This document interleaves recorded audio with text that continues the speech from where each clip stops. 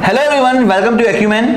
देखिए, अभी तक जो वीडियोस मैं आपके लिए लेके आया वहां पे मेरा एक स्टूडेंट जो हमारे साथ गेट के बैच में था वो अपने आप को कहां पे उसने अपने आप को फाइनली सेटल किया, एनआईटी में जाके। ठीक है, मेरी एक और स्टूडेंट जिसने मेरे साथ जीपीएससी में 2 साल की मेहनत की वो कहां पे जाके फाइनली अपने आप को रिक्रूट करवाया उसने जीईएस क्लास 1 एंड 2 में एंड जीडब्ल्यूएसएसबी क्लास 1 एंड 2 के एग्जाम उसने क्लियर किए। नाउ आज मेरा एक स्टूडेंट और है मेरे साथ जिसने गेट की पढ़ाई भी हमारे साथ की एंड जीपीएससी की पढ़ाई भी उसने हमारे ही साथ की और फाइनली उसने अपने आप को रिक्रूट करवाया किसके अंदर, एक स्टेट पीएसयू के अंदर। तो नीरव, अपने बारे में इन स्टूडेंट्स को बताओ और साथ में आपने कौन सा स्टेट पीएसयू क्रैक किया है उसके बारे में बताओ। जी सर, मेरा नाम नीरव पटेल है और मैंने अपना bachelor of engineering government engineering college Bharuch से किया है और करंटली मैं जीईटी की पोस्ट पे हूँ जीएनएफसी में। तो नीरव, तुमने जब अपना सेकेंड ईयर से गेट की प्रिपरेशन शुरू की तो क्या तुम्हारे माइंड में उस समय ये नहीं आया था कि यार मेरे पास और भी एग्जाम्स हैं, ठीक है, कैट है, आईआईटीएस है और भी वेरियस एग्जाम्स हैं अपार्ट फ्रॉम टेक्निकल बैकग्राउंड, तुमने भाई गेट को और जीपीएससी को क्यों ऑप्ट किया? जी सर, जैसे कि हमारे कॉलेज में आप एक्यूमेन 360 का सेमिनार हुआ था जो सर आप ही ने कंडक्ट किया था। सर आपने उसमें बताया था कि आप बहुत सारे एग्जाम देते हो, जैसे कि आईएलटीएस हो गई, बहुत सारे एग्जाम, और आप गेट देते हो। तो गेट क्या है कि सारे में चलता है, जैसे कि आपको को बाहर पढ़ने जाना हो या फिर कोई गवर्नमेंट जॉब चाहिए हो या फिर एमटेक करना हो, तो सभी के लिए एक कॉमन कोई एग्जाम है तो वो गेट एग्जाम है। तो सर इसी की वजह से मैंने गेट एग्जाम भी ना सिलेक्ट किया है सर। बिल्कुल नीरव, क्योंकि देखो आप आईआईटीएस अगर देते हो तो आप क्या करोगे, एमएस करोगे कहां से, फॉरेन से, ठीक है। अगर आपने कैट दिया तो क्या करोगे, एमबीए करोगे इंडिया से, ठीक है। बट अगर आप गेट देते हो तो गेट से आपके कौन कौन से सेगमेंट खुल जाते हैं जिन बच्चों को नहीं पता है। तो भैया अधिकतर लोगों को ये पता होता है कि भाई सिर्फ और सिर्फ गेट क्यों किया था, मास्टर्स के लिए किया था, एमटेक के लिए फ्रॉम आईआईटी और एनआईटी या ज्यादा से ज्यादा पीएसयू मिल सकता है। पर मैं आपको एक चीज बताता हूं, अगर आपने गेट क्लियर किया तो पीएसयू तो मिलेगा ही मिलेगा आपको, साथ में आपको क्या मिलेगा भैया, एमई एमटेक में एडमिशन आइदर इन आईआईटी और इन एनआईटी, ठीक है। और क्या मिल सकता है सर यहां से, तो आपको प्राइवेट कंपनीज जैसे एलएनटी हो गई, शाहपुर जी पालन जी हो गई, ये भी आपको रिक्रूट करेंगी वाया गेट स्कोर। और कुछ फॉरेन यूनिवर्सिटीज भी हैं टॉप की जहां से आप अपना एमएस प्रोग्राम भी कर सकते हैं वाया गेट स्कोर। और साथ में भैया अगर आपने गेट एग्जाम की अच्छे से प्रिपरेशन की तो ये आपको बाकी सारे एग्जाम्स के लिए प्रिपेयर करता है, जैसे कि जीपीएससी हो गया, एसएससी जेई हो गया, आरआरबी जेई हो गया, स्टेट के पीएससीज हो गए अलग अलग स्टेट्स के। तो भैया गेट एक ऐसा एग्जाम है जो आपको मल्टी डायमेंशनल बनाता है। तो वेरी गुड है नीरव, तुमने अपने 3rd सेमेस्टर में इतना सुना मुझे और अपना एक फैसला ऐसा लिया जहां से आप फाइनली अपने गोल को अचीव कर पाए। हेलो एवरीवन, आप लोगों के नए बैचेस स्टार्ट होने जा रहे हैं, किस किस के, गेट एंड जीपीएससी दोनों के लिए। अगर मैं गेट ऑफलाइन की बात करूं तो आप लोग का बहुत ही जल्द विद इन 1 वीक के अंदर आपका नया बैच स्टार्ट होने जा रहा है, किस सब्जेक्ट के साथ, from CPM and estimation costing के साथ। सिमिलरली अगर मैं बात करता हूं गेट ऑनलाइन बैच की, तो गेट ऑनलाइन बैच के लिए भी आज से एक नया सब्जेक्ट स्टार्ट होने जा रहा है, that is CPM and estimation costing. Similarly GPSC के लिए क्लास 2 क्लास 3 के लिए दोनों के लिए नया बैच आज से ही स्टार्ट होने जा रहा है, again from CPM and estimation costing के साथ। तो जितने बच्चे भी गेट के लिए, जीपीएससी के लिए, गेट ऑनलाइन के लिए या गेट ऑफलाइन के लिए एनरोल करना चाहते हैं, करना क्या है भैया, डिस्क्रिप्शन बॉक्स में फॉर्म दिया हुआ है, जाइए फिल करिए और मेरी टेक्निकल टीम आपको कॉल कर लेगी। चलिए वीडियो को कंटिन्यू करते हैं। तो नीरव, तुमने अपनी प्रिपरेशन, जैसे हम लोग ने देखा कि भाई सेकेंड ईयर से स्टार्ट किया आपने प्रिपरेशन, तो यार सेकेंड ईयर से ही क्यों प्रिपरेशन स्टार्ट की? तुम्हारे पास तो एक समय था कि भाई तुम 3rd ईयर से भी कर सकते थे, अच्छे से आराम से कॉलेज पे फोकस कर लेते हैं, पूरा का पूरा सेकेंड ईयर फिर 3rd ईयर से करते हैं, तो सेकेंड ईयर से ही प्रिपरेशन क्यों स्टार्ट की? सर मेरा मानना ये था कि इंजीनियरिंग के बाद कुछ तो करना है, या फिर जॉब या फिर पढ़ाई। तो अभी गेट ने अलाउ किया है कि आप प्री फाइनल ईयर में भी एग्ज़ाम दे सकते हो, तो मुझे गेट के बारे में पता था कि आप प्री फाइनल ईयर में दे सकते हो। तो मैंने सोचा कि अगर एग्ज़ाम देना है तो फिर ऐसे ही पैसा वेस्ट करके क्यों देना है, अगर एग्ज़ाम देना है तो उसकी प्रिपरेशन करके दो। तो फिर मुझे एक्यूमेंट 360 के बारे में पता चला, मैंने सीनियर से बात की, उन्होंने बताया कि यहाँ का जो आपको बुक्स मिलेंगी, जो आप टेक्निकल जो आप पढ़ाते हैं वो सब बढ़िया है। तो उनका कंसिडरेशन करके फिर मैंने, और आपका सेमिनार, ये सब देख के मैंने एक्यूमेंट 360 ज्वाइन किया। सर मेरा सेकेंड ईयर से एक्यूमेंट 360 या फिर गेट की प्रिपरेशन स्टार्ट करने का यही थॉट प्रोसेस था कि मेरे फर्स्ट सेमेस्टर में मैंने रिजल्ट आया तो उतना कुछ खास आया नहीं था, तो तब लगा कि कुछ तो करना पड़ेगा, ये ऐसे नहीं चलेगा। तो सर देन अभी मैंने देखा कि जो सेकेंड ईयर और थर्ड ईयर के मैक्सिमम सब्जेक्ट है वो जो गेट कवर कर ही देगा, अपना टेक्निकल नॉलेज बहुत स्ट्रांग हो जाता है, जो कि हमको लास्ट में जब इंटरव्यू होते हैं तो उसमें भी काम लगता है। और सर उसमें अब आपने आइसिंग ऑन द केक ये दिया कि आप कैंपस टू कॉर्पोरेट इसकी प्रिपरेशन भी कराते हो, जिसका मुझे इंटरव्यू में बहुत फ़ायदा हुआ। बिल्कुल यार, एक्यूमेंट का यही तो एक प्लस पॉइंट है ना, बच्चे को ना ओवरऑल डेवलप करना है हमको, क्योंकि यार कहीं भी बच्चा कमजोर नहीं रहना चाहिए। क्योंकि देखो अगर हम आपको टेक्निकल पढ़ा रहे हैं तो वही सब्जेक्ट हैं जो आपके सेकंड और थर्ड ईयर में आने वाले, तो कई बार बच्चा ये सोच के डर जाता है यार कि क्या मेरा सेकंड ईयर का सब्जेक्ट या थर्ड ईयर का सब्जेक्ट कवर भी हो पाएगा, कहीं ऐसा तो नहीं कि भाई मेरा सेमेस्टर का प्रिपरेशन रुक जाए और मेरा सिर्फ और सिर्फ गेट का प्रिपरेशन हो। ठीक है, तो वो आपका यहाँ पे पूरा कवर हो जाता है। दूसरा, आपके प्लेसमेंट कब आते हैं फाइनल ईयर में, तो वहां के लिए भी हम आपको प्रिपेयर करते हैं ताकि आपको वहां पे भी कभी जाके ऐसा ना लगे कि यार काश मैंने सिर्फ प्लेसमेंट की तैयारी की होती और मेरा कुछ और अच्छा हो गया होता। तो भाई यहाँ पे आपको ओवरऑल डेवलप किया जाता है ताकि आप ओवरऑल 360 डिग्री पे तैयार होके जाओ और किसी भी एग्जाम को कम्पीट कर पाओ। सर वैसे मैंने देखा है कि कुछ बच्चों को डाउट, जैसे कि मैं भी उनमें से एक था, कि डाउट होता है कि भाई गेट की प्रिपरेशन करें या फिर कॉलेज की प्रिपरेशन करें। तो ये एक एडवाइस देना चाहता हूँ कि अगर आप गेट की प्रिपरेशन करते हो तो ऑलरेडी आपका सारा कवर हो ही जाता है और आपके मार्क इंप्रूव होते दिखेंगे। जैसे मुझे देखा था, मुझे फर्स्ट ईयर में बहुत कम मार्क आए थे, लेकिन जैसे ही मैंने गेट ज्वाइन किया, मुझे टेक्निकल नॉलेज मेरा स्ट्रांग हुआ, तो मेरे ओवरऑल परसेंटेज जीटीयू में भी बढ़ते गए काफ़ी अच्छे, और मेरा जीटीयू में फर्स्ट क्लास विथ डिस्टिंक्ट के साथ मेरा डिग्री कंप्लीट हुआ सर। तो नीरव, जैसे कि बच्चों को क्या पता होता है ना कि यार पीएसयू का मतलब IOCL, HPCL, ISRO, DRDO, IRCON, SAIL, GAIL, maximum बच्चों को यही पता होता है, जो कि वाकई में पीएसयू हैं भी। बट यार तुम जिस पीएसयू में गए वो तो स्टेट का पीएसयू है। ठीक है, पहली बात तो गेट ने तुमको कैसे हेल्प किया इस स्टेट पीएसयू के एग्जाम को क्रैक करने में, क्योंकि वो चीज बच्चों को ज्यादा अच्छा लगेगा जानना कि भैया कैसे एक सिंगल एग्जाम की प्रिपरेशन से हम लोग मल्टी डायमेंशनल हो रहे हैं, कैसे हमने या कैसे मेरे एक स्टूडेंट ने ये पर्टिकुलर एग्जाम क्लियर किया थ्रू गेट प्रिपरेशन। जी सर, अगर सिलेक्शन क्राइटेरिया देखें तो उसमें होता है कि फर्स्ट क्लास चाहिए आपका, और सेकंड है कि आपको एक एग्ज़ाम देनी पड़ेगी, और जो एग्ज़ाम है उसकी प्रिपरेशन अगर आप गेट करते हो तो ऑलरेडी हो ही जाएगी। और वहाँ जो नॉर्मली जो कॉलेज के स्टूडेंट को प्रिपरेशन करके आएंगे और आपने गेट की प्रिपरेशन करी होगी तो आप ऑलरेडी उनसे बहुत ऊपर हो, वो आप ऑलमोस्ट आपका क्रैक हो ही जाएगा। और नेक्स्ट टाइप होता है सर इंटरव्यू का। लेकिन इंटरव्यू में क्या होता है कि कुछ लोग अगर किसी ने पूछ लिया कि भाई स्लैंडरनेस रेशियो क्या है, तो सीधे सीधे बोल के आ जाएंगे इसको स्लैंडरनेस रेशियो बोलते हैं। लेकिन सर मैंने क्या किया था कि स्लैंडरनेस रेशियो का आपने जो पूरा प्रैक्टिकल सिखाया था कि किसको बोलते हैं, समझाया था पूरा दिखा के, तो सर मैंने वहाँ जाके वही बोला कि एक कॉलम है, अगर उसकी लेंथ ज़्यादा होगी तो उस पर इफेक्ट ज़्यादा होगा, और जो कॉलम शॉर्ट होगी उस पर इफेक्ट कम होगा। तो वहाँ आप बाकी बच्चों से अलग डिफ्रेंशिएट हो जाते हो। तो सर कहीं ना कहीं वो बहुत हेल्प किया मुझे स्टेट पीएसयू में रिक्रूट होने में।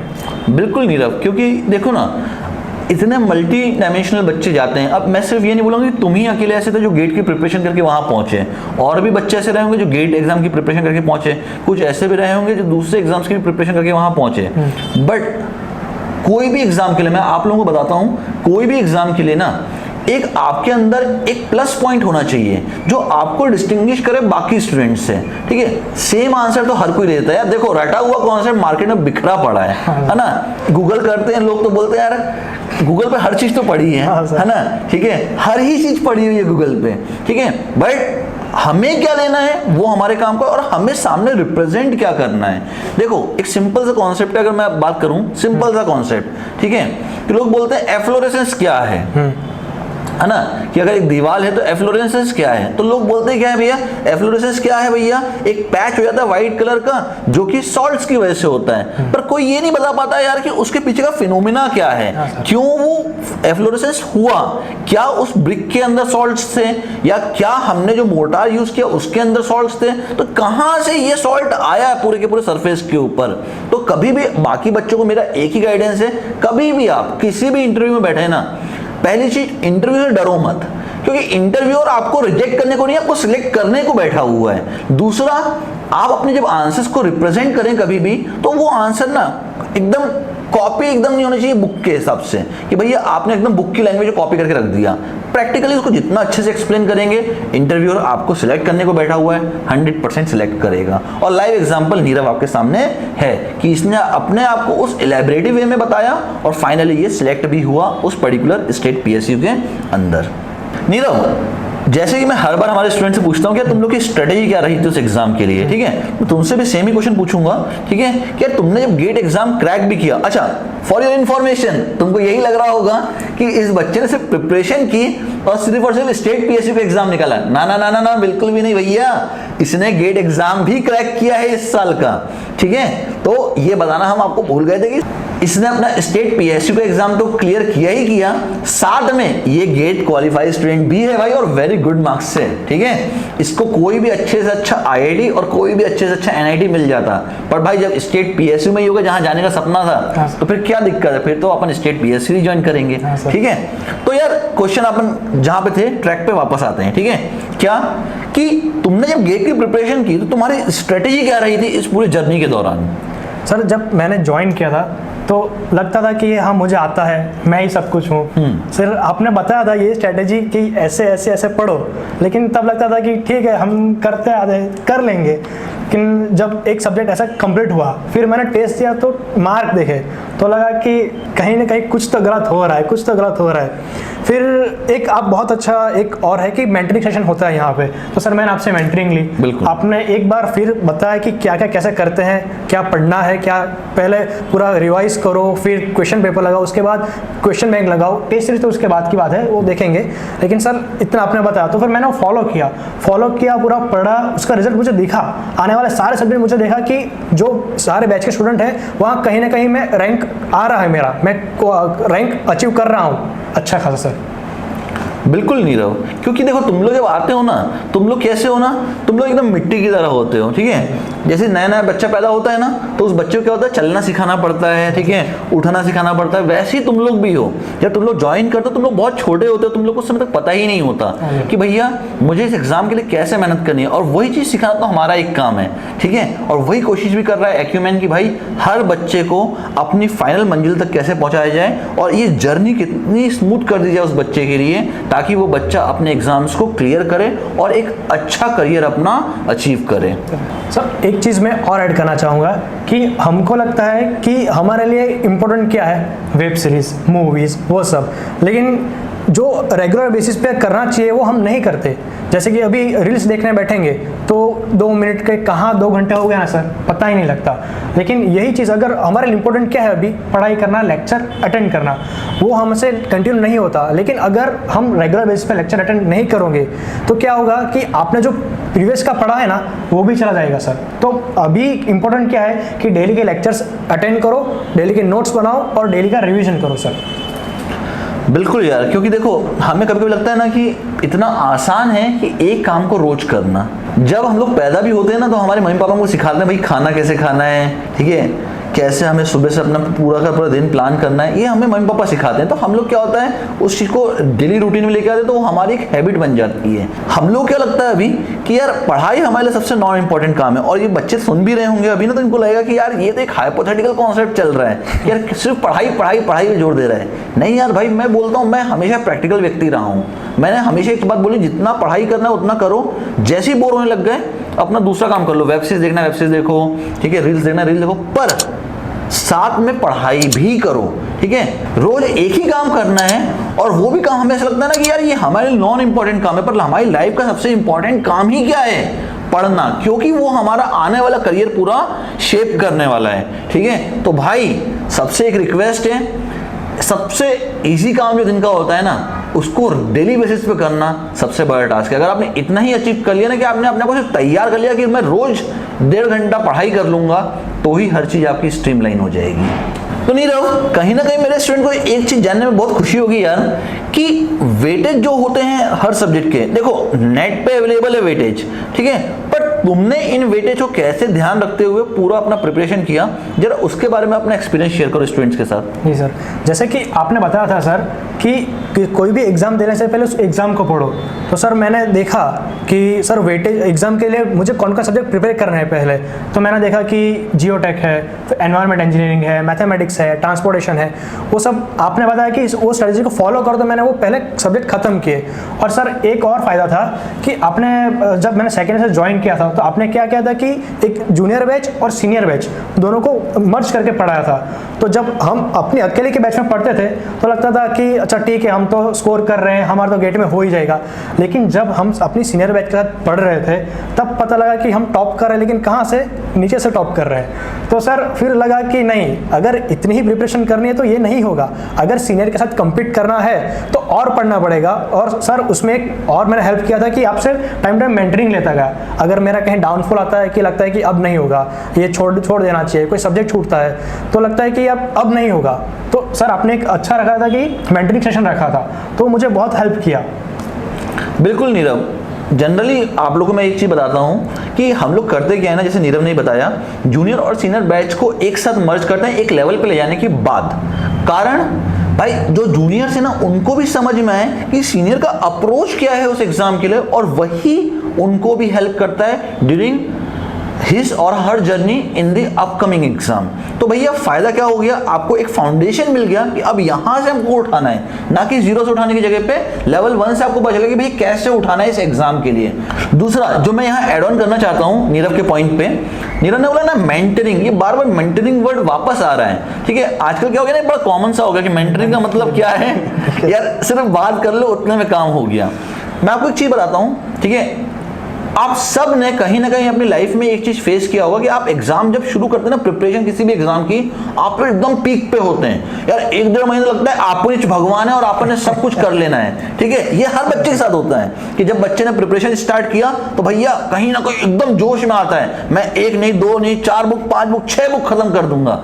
पर धीरे धीरे जोश ठंडा होता है, धीरे धीरे होता है और एक समय के बाद ये जोश मर जाता है पूरा, आपके अंदर एकदम कॉन्फिडेंस खत्म हो जाता है और फिर लगता है यार क्या ये एग्जाम मुझसे निकलेगा या नहीं निकलेगा। और ये दोनों एग्जाम्स में होते हैं, ये गेट में भी होगा आपके साथ और ये जीपीएससी में भी होगा आपके साथ, ठीक है। इस समय पे आपका कौन इंपॉर्टेंट रोल प्ले करता है, मेंटोर।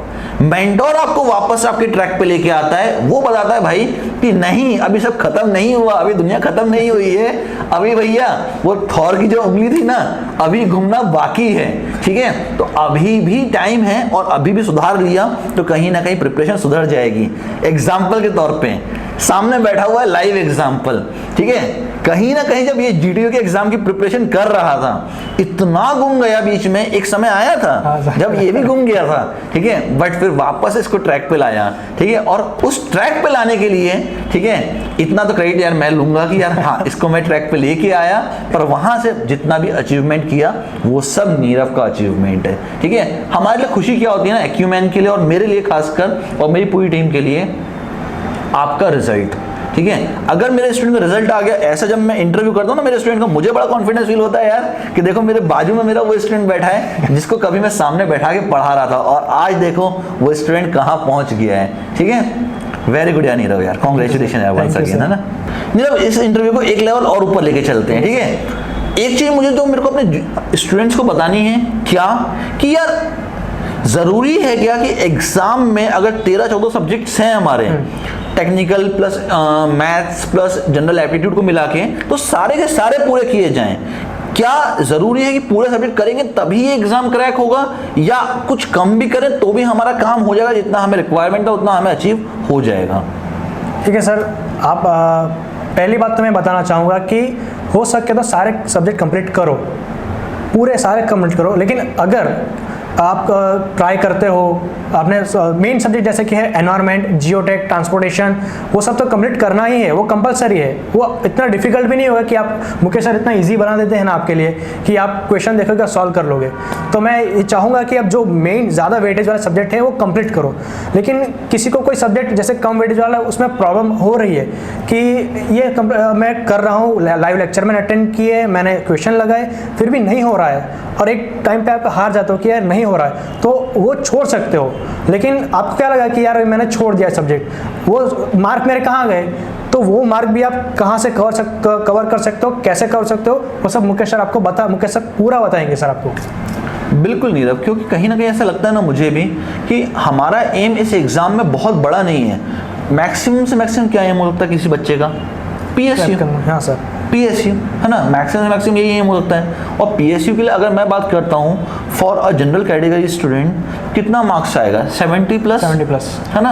अब 70 प्लस में भी हमारे पास 30 नंबर का एक बफर है, यानी कहीं ना कहीं अगर हम 4-5 सब्जेक्ट ऐसे भी रहने दें जिनका वेटेज कम है तो भी हमारा काम चल सकता है। तो कभी भी ऐसा नहीं करना भाई कि अगर मुझसे कोई एक सब्जेक्ट नहीं बन रहा जिसका वेटेज कम है तो उसको मैं पूरा का पूरा पढ़ूँ ही, भले मुझे 10 दिन लग जाए, 15 दिन लग जाए, ऐसा नहीं करना है। ठीक है, कवर हो जाता है बहुत अच्छा, नहीं कवर होता उस पर टाइम खराब नहीं करना है, मैक्सिमम वेटेज वाले सब्जेक्ट पे टाइम देंगे। नीरव, चलो तुम तो डिग्री के स्टूडेंट थे, ठीक है, पर कहीं ना कहीं मेरे को जो मेरे स्टूडेंट अभी सुन रहे हैं या जो आप दोनों कन्वर्सेशन सुन रहे हैं बच्चे, वो बच्चे डिप्लोमा के भी होंगे, ठीक है, और डिप्लोमा टू डिग्री के भी स्टूडेंट होंगे जो प्लान कर देंगे हाँ डिग्री माने का गेट की प्रिपरेशन करेंगे। तो कहीं ना कहीं मुझे ये बताओ, क्या ये एग्जाम डिप्लोमा के स्टूडेंट के लिए बना हुआ है या नहीं है? जी सर, काफ़ी सारों को डाउट होता है कि कोई DTD से है तो उसे लगता है कि यार मेरा मैथ्स तो बहुत वीक है तो मैं क्या करूं। तो मेरा कलीग था, उसको लगता था कि मेरा मैथ्स अभी गेट में मैथ्स काफ़ी ज़्यादा वेटेज रखता है, तो अगर वही नहीं होगा तो मेरा गेट तो क्लियर ही नहीं होगा, उसको ये डाउट था। तो वही बताना चाहता हूँ कि अगर आपका कोई सब्जेक्ट जैसा कि मैथ्स बड़ा सब्जेक्ट है अगर छूट रहा है तो उसके मार्क कहाँ से कैसे कवर करने हैं वो सब आपको बताया जाएगा। यहाँ मुकेश सर ने मुझे बताया था कि मैंने भी कुछ सब्जेक्ट छोड़े थे, तो वो मेरे मार्क कहाँ से कवर किए वो सब सर ने मेंटरिंग में पूरा बताया था मुझे। बिल्कुल, तो डिप्लोमा के बच्चों तुम डरो मत, है ना, बैठा हुआ है यहाँ पे मुकेश राय तुम्हारे लिए, ठीक है, मैं हूँ, और जब तक मैं हूँ एक भी डिप्लोमा का बच्चा ऐसा नहीं होगा जो सुन रहा है उसका गेट का एग्जाम क्लियर ना हो और कहीं पहुंचे ना, ठीक है। तुम लोग बिलीव करो मेरे पे, ठीक है, इतना बिलीव करो, ठीक है। जब मैंने नीरव को, ठीक है, दक्षेश को, ठीक है, आकाश को, ठीक है, कलानिधि को, इन सबको, धवल को, जब मैंने इन लोगों को पहुंचाया कहीं ना कहीं, इतना मेरे में रखो बिलीव, ठीक है, कि तुम्हारा कहीं ना कहीं कुछ अच्छा करवा दूंगा, ठीक है, इतना बिलीव रखो, ठीक है। डरो नहीं मैथ्स से, मैथ्स है क्या यार, वही sine alpha cos alpha tan alpha, ठीक है क्या, ठीक है, कुछ नहीं है, डरने की जरूरत नहीं है मैथ्स से। ओके नीरव, अगला क्वेश्चन स्टूडेंट्स के लिए अगेन, ठीक है। जैसा कि मैंने देखा था आकाश ने भी टेस्ट सीरीज पे बहुत फोकस किया था, क्या तुम्हें टेस्ट सीरीज ने कुछ फायदा किया क्या इस पूरी जर्नी के दौरान? तुमने क्योंकि गेट का और जीपीएससी दोनों बैच लिया तुमने, क्या तुम्हें टेस्ट सीरीज ने फायदा किया भी कि नहीं किया यार? सर एक चीज़ बताना चाहूँगा कि आपने लाइव लेक्चर अटेंड कर लिए, आपने असाइनमेंट्स दिए, आपने नोट्स बना लिए, आपने और एक्स्ट्रा क्वेश्चन लगा लिए और प्रीवियस ईयर क्वेश्चन लगाए, तो क्या इससे आपका गेट हो जाएगा? तो मैं बताना चाहूँगा कि नहीं होगा। और एक होता है टेस्ट सीरीज, आपने बताया, तो टेस्ट सीरीज लगाओ, जो सिर्फ यही कि नहीं, बाकी जहाँ से भी जितनी भी टेस्ट सीरीज है सारे टेस्ट सीरीज लगाओ, वहाँ का अपना रैंक देखो, जो फीडबैक मिलता है वहाँ देखो कि हम कौन से क्वेश्चन पे हम गलत हो रहे हैं, और गलत हो रहे हैं तो कहाँ कॉन्सेप्ट हमारा गलत हो रहा है, उसको वापस रिवाइज करो। अगर नया कॉन्सेप्ट है तो नया, थोड़ा अगर छोटा कॉन्सेप्ट है तो वापस लिख लो। तो क्या है, अगर टेस्ट सीरीज में मार्क आते हैं उससे 5 मार्क कम गिन के ही चलते हैं हम मेन एग्जाम में। तो सर मैं बताना चाहूँगी कि टेस्ट सीरीज एक आपका, अगर स्टार्टिंग में मार्क कम आते हैं आपका कॉन्फिडेंस लो नहीं करना है, धीरे धीरे आप जैसे जैसे टेस्ट सीरीज देते जाओगे आपका कॉन्फिडेंस लेवल बढ़ता जाएगा, क्योंकि आपके मार्क्स अगर आप मेहनत करोगे तो इंप्रूव होगा ही होगा, और आपको गेट क्वालिफाई करने में वो बहुत काम करेगा सर। तो मैं 3rd ईयर में टेस्ट सीरीज दे रहा था तो एक क्वेश्चन आया था फ्यूमिगेटिव एमिशन पे, तो वो क्वेश्चन मेरे से नहीं बना। मैंने मुकेश सर से बात की कि सर ये क्वेश्चन मेरे से क्यों नहीं बन रहा और ये टॉपिक कहाँ है। तो फिर सर ने बताया कि ये बुक है, थियरी बुक जो प्रोवाइड करते हैं, उन्होंने बताया कि ये टॉपिक रिवाइज करो, पढ़ो अच्छे से। फिर वापस मैंने पढ़ा किया, तब फ्यूमिगेटिव एमिशन का जो क्वेश्चन था वो तो बना ही, उसके रिलेटेड और क्वेश्चन थे जो मैंने मुकेश सर ने बताया कि ये पढ़ो। तो जितना वास्ट में पढ़ता गया उतने और अगर नए क्वेश्चन ऐड होते हैं तो वो भी मुझसे बने, और मेरे टेस्ट सीरीज में रैंक भी अच्छा आया था सर। और जब फाइनल ईयर के पेपरों में जब ये गेट में एक क्वेश्चन आया तो एक क्वेश्चन मेरे से बन भी गया सर। बिल्कुल यार, क्योंकि जब फ्यूमिगेटिव एमिशन का क्वेश्चन आया था ना, तो उस साल कई बच्चों ने इसका नाम ही सुन के इस क्वेश्चन को छोड़ दिया कि यार ये तो बनने वाला है नहीं। देखो इतना तो एनालिसिस हम लोग भी करते हैं यार प्रीवियस ईयर पेपर का, कि हमें पता चलता है कौन सा क्वेश्चन आने वाला है। एक क्वेश्चन मैं आपको बताता हूँ, जैसे चिक्स एंड वाटसन लॉ आया था 2019 में, ठीक है। 2019 के पेपर में जब चिक्स एंड वाटसन लॉ का क्वेश्चन आया ना, तो मैंने बच्चों को बताया था कि क्वेश्चन आने वाला है, पढ़ लो। और जब बच्चे पढ़ के बना के आए ना, तब यार मजा आया कि यार हाँ यार कुछ तो यार अच्छा हो रहा है, कि बच्चों को फायदा हो रहा है इस चीज का। नीरव, जो स्टडी मटेरियल हमने तुमको यहाँ से दिया, क्या वो वाकई में तुमने यूज भी किया कि ऐसे के ऐसे ही रख दिया था भाई? नहीं सर, ऐसा नहीं है कि अभी देखा जाए ना तो मार्केट में कई 5,000 या फिर 10,000 के भी मटेरियल मिलते हैं, लेकिन वही बोलते हैं ना कि सस्ता रहे बार बार और महंगा रहे एक बार। बिल्कुल सर, वही बताना चाहूँगा कि एक बार अगर आपने चीज़ खरीद ली, कोई अच्छी खरीदो, अच्छी मतलब जिसमें सारा अवेलेबल हो। कुछ लोग क्या करते हैं कि सिर्फ हैंड रिटन बुक्स देते हैं या फिर कुछ प्रीवियस से प्रोवाइड ही नहीं करते, तो वहाँ क्या आपका निकलेगा गेट? नहीं निकलेगा। लेकिन सर यहाँ जो मुझे प्रोवाइड हुआ, थियरी बुक प्रोवाइड हुई, जो कि सारा मैं पढ़ता हूँ कि ये पोर्शन है, पूरा सारा सिलेबस या फिर सारा जो सब्जेक्ट है वो कंप्लीट होता है। फिर दूसरा एक प्लस पॉइंट है कि सर प्रैक्टिस क्वेश्चन भी देते हैं। प्रैक्टिस क्वेश्चन कैसे कि आपको लगता है कि भाई प्रीवियस ईयर ही छाप दिया, तो ऐसा नहीं होता। उसमें होता है कि 3 लेवल के क्वेश्चन पूछे जाते हैं, वो भी गेट से काफ़ी अलग क्वेश्चन। लेवल 1 थोड़ा ईजी होता है, लेवल 2 जैसे कि गेट का देखा जाए गेट जैसा होता है, और लेवल 3 हो रहा वो IAS लेवल का होता है। अगर आप कोई गेट की प्रिपरेशन कर रहे हो और आप IAS के लेवल के क्वेश्चन सॉल्व कर रहे हो, तो समझ लो कि आपका गेट तो निकल ही जाएगा, आप उसमें 100% सक्सेसफुल हो ही जाओगे। तो सर एक मुझे बहुत बेनिफिट किया था, मैंने खुद सॉल्व किए थे ये जो सर आपने क्वेश्चन दिए थे। लेवल 3 भी सॉल्व किया था, थोड़ा टाइम लगता है, शुरुआत में टाइम लगेगा, 15 मिनट 20 मिनट आधा घंटा लग सकता है लेवल 3 के क्वेश्चन में, वो कि उसका लेवल है अलग।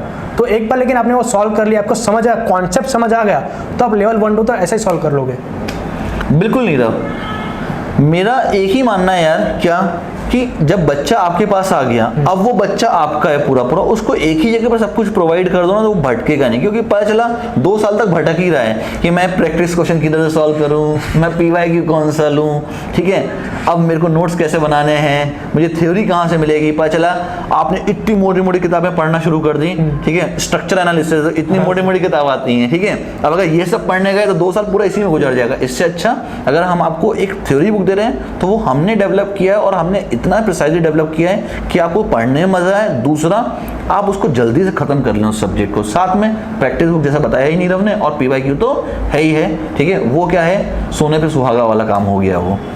सर एक और बात मैं ऐड करना चाहूँगा कि ऐसे जब आपने ज्वाइन किया तो सिर्फ आपको बुक्स ही नहीं मिलेगी, आपको लगता है कि सिर्फ बुक्स मिलेगी, प्रीवियस ईयर वही मिलता है, लेकिन ऐसा नहीं होता। यहाँ पे बुक्स तो मिलती है, लाइव सेशन चलते ही हैं, रिकॉर्ड सेशन भी अवेलेबल है। प्लस यहाँ होता है कि जो मैंने बात की पहले मेंटरिंग की, तो आपको एक मेंटली भी प्रिपेयर होना पड़ता है। जब आपको लगता है कि शुरुआत में सर ने बताया, जैसे कि आप शुरुआत में बहुत जोश में होते हो कि अब मैं ये सब्जेक्ट खत्म कर दूंगा, मैं वो सब्जेक्ट खत्म कर दूंगा, लेकिन धीरे धीरे धीरे फिर आपका वो डाउन हो जाता है। एक टाइम ऐसा आता है कि सब छोड़ देते हो आप, 1 महीने के लिए 2 महीने के लिए पूरा ब्लैकआउट हो जाता हो, तब काम आता है मेंटरिंग सेशन। तो सर मुझे वो मेंटरिंग सेशन ने बहुत हेल्प किया था कि मैं एकदम जब 0 लेवल पे आ गया था, वापस आपसे बात की, आपने मुझे समझाया, फिर वापस मैंने शुरुआत की और अच्छा खासा मुझे सक्सेस मिला। बिल्कुल यार, देखो मैं कभी भी ना ऐसा नहीं बोलता किसी को भी, देखो मेंटरिंग तो इंपॉर्टेंट है ही, no doubt, one of the premium thing है मेंटरिंग, ठीक है। एक चीज़ क्या है जो नीरव ने बोला, ठीक है, मैं उसको थोड़ा सा और आगे लेके जाता हूँ कि अगर कंटेंट ना हो आपके पास तो आप गेट नहीं निकाल पाओगे क्या? मे भी निकाल भी लोगे, ठीक है, ज़रूरी नहीं कि आप नहीं निकाल पाओ, आप निकाल भी लोगे। आप बहुत पढ़ने वाले स्टूडेंट थे, ब्रिलियंट स्टूडेंट थे, आप निकाल भी लो। पर ऐसे कितने स्टूडेंट होंगे? हाँ, 1 लाख कैंडिडेट भाई गेट का पेपर लिख रहा है सिविल के अंदर, सबसे ज़्यादा कैंडिडेट सिविल के अंदर लिखता है पेपर, ठीक है, जिसके 2 शिफ्ट में पेपर कंडक्ट करना पड़ता है IIT को भी, ठीक है। तो कहीं ना कहीं आप ये देखो, जो बच्चा ये सोच रहा है ना कि भैया सिविल में गेट देना क्यों है, भाई सिविल में अगर गेट में कुछ होता नहीं तो इतने कैंडिडेट पेपर लिख नहीं रहे होते हैं, ठीक है। सबसे ज़्यादा रिक्रूटमेंट PSU में होने वाली ब्रांच सिविल, सबसे ज़्यादा बच्चा मास्टर्स करने वाला और जितनी ब्रांचेस अवेलेबल हैं मास्टर्स के लिए वो किसमें? सिविल में। सबसे ज़्यादा गवर्नमेंट जॉब सिविल में, सबसे ज़्यादा अपॉर्चुनिटी किसी के लिए वाया गेट सिविल में। अब इसके बाद भी अगर तुम लोग गेट के लिए प्रिपेयर नहीं करोगे भैया तो किसकी गलती है? जब अनएम्प्लॉयड रह जाओगे तो गलती तुम्हारी ही रहेगी, क्योंकि तुमने राइट टाइम पे राइट डिसीजन नहीं लिया। और देखो मैं कभी मना नहीं करता कि भाई आपको ना कौन सा इंस्टीट्यूट ज्वाइन करना है, है, पर एक चीज मान के चलो, जिस इंस्टीट्यूट का बैकग्राउंड ही रिजल्ट ओरिएंटेड हो, जो सिर्फ बच्चों का रिजल्ट का सोचे, है ना, हमेशा आंख बंद करके ज्वाइन करना, क्योंकि वो आपके अंदर आने वाला नीरव देख रहा है जो किसी ना किसी अच्छे एग्जाम को क्लियर करने वाला है। ठीक है, तो इस चीज पे एक आप बिलीव करना कि यार उस इंस्टीट्यूट को ज्वाइन करिए जहां पे आपका रिजल्ट ओरिएंटेड इंस्टीट्यूट हो, जहां पे आपका रिजल्ट आए। नीरव, मेरे स्टूडेंट को ये बताओ, क्या यार जो बच्चा गेट की प्रिपरेशन कर रहा है उसको कैंपस प्लेसमेंट में बैठना चाहिए क्या? जी सर, जैसा कि मैं बता रहा था कि आपको क्या लगता है कि यहाँ क्या मिलता होगा, सिर्फ प्रीवियस ईयर क्वेश्चन पेपर या फिर ऑनलाइन लेक्चर्स या फिर टेस्ट सीरीज, उतना ही? नहीं, मैंने स्टार्टिंग में बताया था ना कि icing on cake, campus to corporate. तो मैं ये बताना चाहूँगा कि अगर कैंपस में इंटरव्यू हो रहा है तो आप जाके बैठो, सिर्फ ये नहीं कि मैं प्रिपरेशन कर रहा हूँ तो सिर्फ प्रिपरेशन ही करूँ। अगर आप इंटरव्यू दोगे तो आपको एक्सपीरियंस मिलेगा ना, है ना, कि आप और जैसे कि इंटरव्यू में कुछ गलत करते हो तो आपको पता लगा कि अच्छा ये इंटरव्यू मैंने ये गलत किया, अगर नेक्स्ट इंटरव्यू होता है तो मुझे ये नहीं बोलना, और आपको ये भी पता लगेगा कि आगे क्या क्या करना है। तो उसी चीज़ में सर मुझे कैंपस टू कॉर्पोरेट था, उसने बहुत हेल्प किया था कि कैसे इंटरव्यू की प्रिपरेशन करवाई थी प्रॉपर, तो वही सर मुझे हेल्प किया था। तो मैं बोलना चाहूँगा कि अगर कैंपस में इंटरव्यू आता है, कोई रिक्रूटमेंट आती है, तो आप बैठो। मेरा ये स्टेट पीएसयू में कैसे हुआ सर, कैंपस में आया था, कैंपस प्लेसमेंट थ्रू मेरा हुआ है सर। बिल्कुल, क्योंकि देखो आप कहीं ना कहीं देखो ये पूरा हायरार्की देखो आप, ठीक है, इसका सीक्वेंस देखो। सबसे पहला वीडियो में जाओ आप मेरे वाले, जहां पे मैंने आपको, अभी मैं डिस्क्रिप्शन में लिंक भी दे दूंगा, किसका, सचिन का वीडियो देखो आप, सचिन सुभाष का, ठीक है, जो बीवीएम का स्टूडेंट था मेरा। उसको भी मैंने यही बोला भाई कैंपस में बैठ, कैंपस प्लेसमेंट बैठ, क्योंकि पता चलेगा ना भाई क्या क्या फेस करना है हमको, और जो गलती हुई है उसको अगले बार रिपीट नहीं करना। मैं हर स्टूडेंट को बोलता हूँ कैंपस में बैठो, ठीक है, क्यों, वहां से एक नया एक्सपीरियंस मिलता है, और इसको बोलते हैं एक्सपीरियंशियल लर्निंग। ठीक है, एक्सपीरियंस जो चीज बंदा सीख सकता है ना, वो कभी भी थ्योरी से नहीं सीख सकता। ठीक है, तो ये एक प्लस पॉइंट है कि भाई आपको कैंपस में बैठना ही बैठना है। ठीक है यार, ज्यादा इंटरव्यू को और बड़ा नहीं करते, बच्चों को तो मजा आ रहा है, मैं समझ रहा हूँ, तुम लोग को और चाहिए ये, है ना, समझ रहा हूँ मैं, ठीक है, पर इसको और ज्यादा बड़ा नहीं करेंगे, क्योंकि जितना शॉर्ट एंड स्वीट रखें उतना मजेदार होता है इंटरव्यू।